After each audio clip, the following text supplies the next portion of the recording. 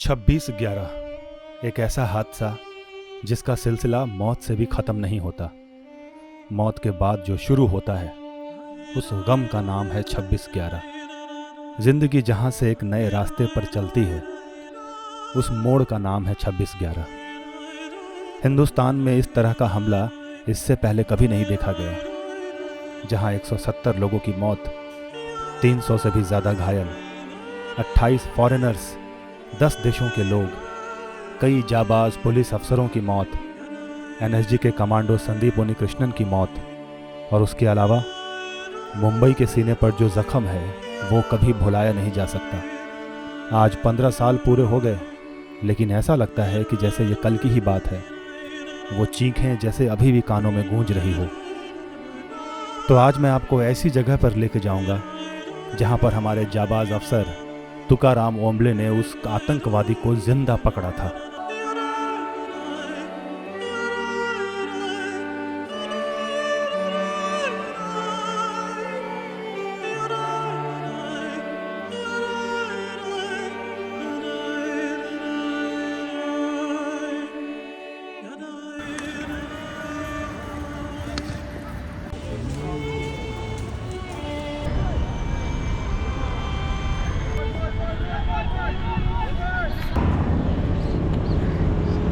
मुंबई भारत की economic capital है, इसीलिए अगर मुंबई पे हमला होता है तो इसका असर पूरे देश पे पड़ता है। और बहुत लोग सोचते हैं कि आखिर ये हमला हुआ कैसे, आतंकवादी घुसे कैसे। तो ये सब कुछ एक लूप होल की वजह से ही होता है। अब ज़रूरी नहीं कि ये लूप होल सिर्फ भारत में ही हुआ।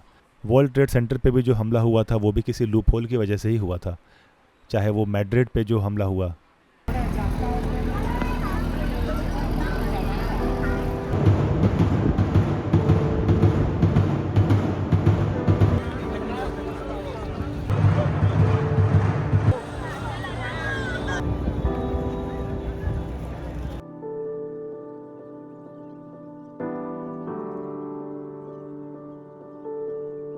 इस होटल में आज भी जितने लोग स्टे करते होंगे उनके लिए कितनी बैड मेमोरी होगी।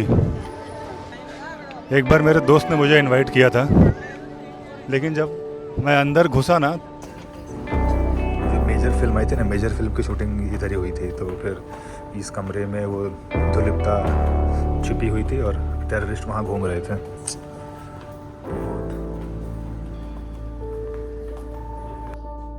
ये ऊपर जाने का रास्ता है, यहाँ पे टीवी लगी, डाइनिंग एरिया है। नो, ये लॉक है।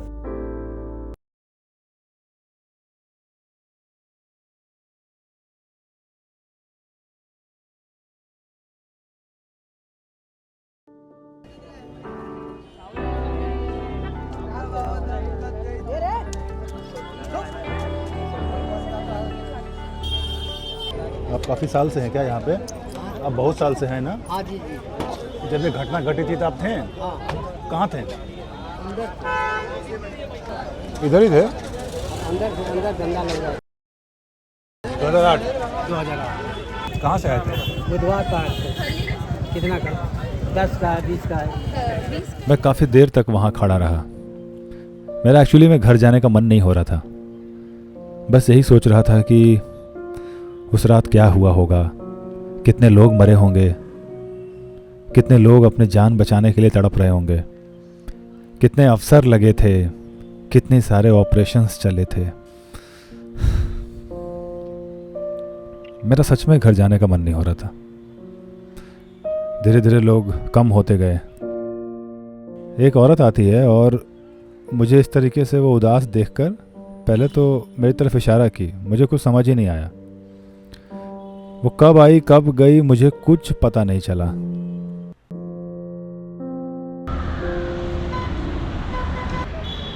तो आज है 26 नवंबर और अभी मैं जा रहा हूँ गिरगांव चौपाटी, जहाँ पर हमारे पुलिस अफसर तुकाराम जी ने उस आतंकवादी को पकड़ा था।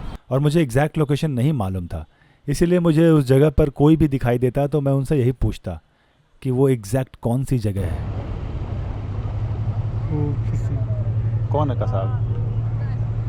कैसा भी आसिम में थी। हाँ, आसिम में थी। अपने कांस्टेबल तुकाराम, उसको ज़िंदा पकड़े थे।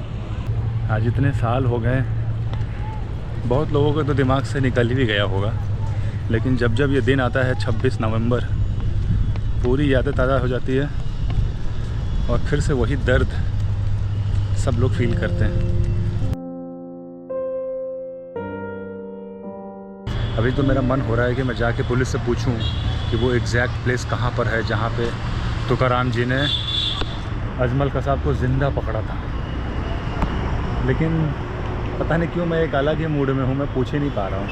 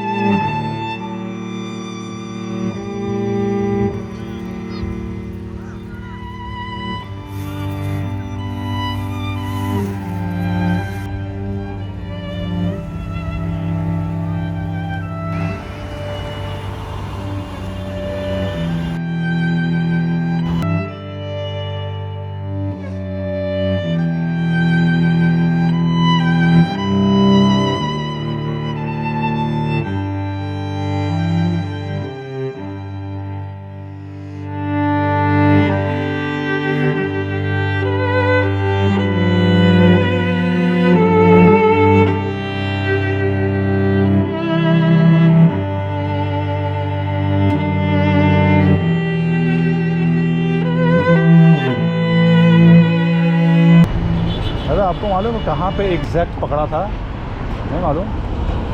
बैरिकेड तो यहीं पे लगी थी ना, एग्जैक्ट जगह नहीं।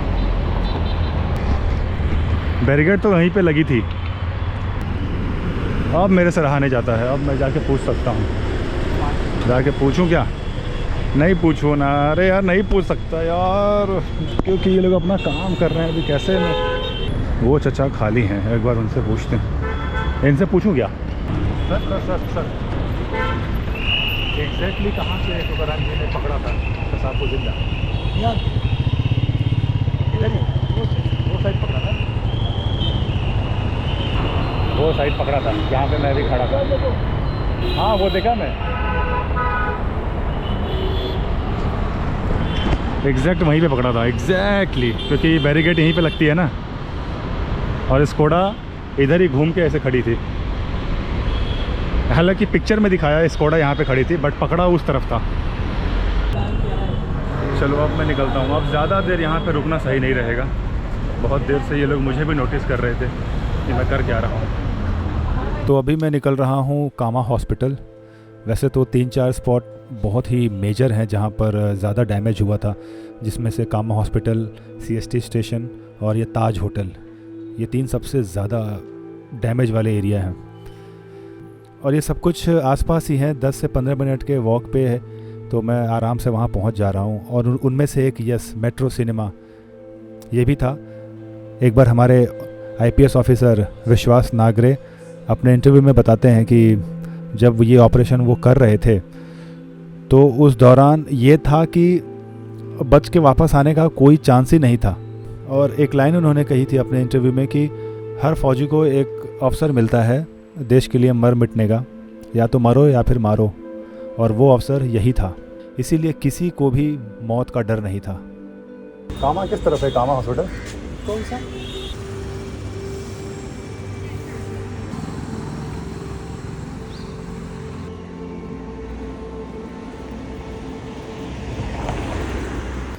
चलते चलते भटक गया, रॉन्ग डायरेक्शन में आ गया था।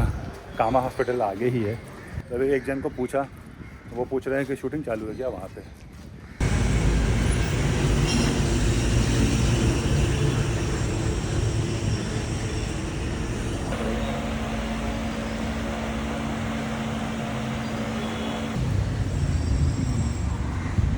तो अभी अंदर जाने का परमिशन तो नहीं है, लेकिन ये वही हॉस्पिटल है जो 26 तारीख की रात के दिन पूरा एकदम आतंक मचा गया था यहाँ पे। यहाँ पे भी ये बोर्ड लगाया गया है। मुझे इस बात का ज़रा भी दुख नहीं है कि उन्होंने मुझे अंदर नहीं जाने दिया, नहीं तो थोड़ा सा और कुछ मैं आपको दिखा पाता। बट ज़रूरत नहीं है, जाने दो, कोई नहीं। अब लास्ट थोड़ा सा करते हैं पेट पूजा, उसके बाद CST स्टेशन पे चलते हैं। अब मुझे पता नहीं मैं जो ये वीडियो बना रहा हूँ ये सही है या गलत, लेकिन ये दर्द तो हमेशा रहेगा ही। हर 26 नवंबर को वो सारी चीज़ें याद आ जाएंगी।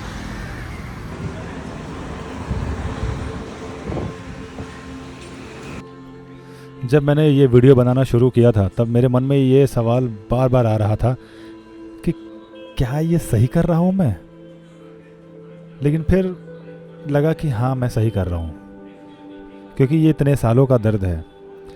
एक बार जाकर के देखने की इच्छा होती ही है कि आखिर वो जगह कौन सी थी। इसलिए नहीं कि हमारे काफ़ी लोग वहाँ मरे थे, इसलिए कि किस तरीके से अफसर लोगों ने अपनी बहादुरी दिखाई और इस ऑपरेशन को कंप्लीट किया। बस यही सब एक रीज़न था। इसलिए मैं पहुँच जाता हूँ CST स्टेशन।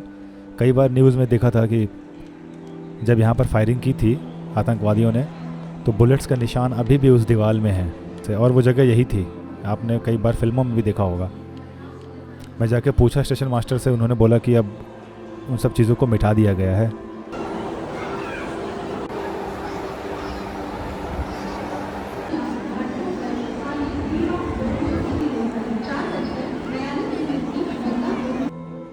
तो मेरे इस YouTube जर्नी में ये एकमात्र ऐसा वीडियो है जो मुझे हमेशा याद रहेगा और जिसको बनाने के लिए मैं कई सालों से सोच रहा था। अब अगली बार जब आप मुंबई आएँ तो ये चीज़ें ज़रूर आपको याद रहेगी कि मुंबई को सुरक्षित रखने के लिए हमारे अफसरों ने अपनी जान की कुर्बानी दी है। और आज है 26 नवंबर। आज आसमान को भी ये दिन मंजूर नहीं था।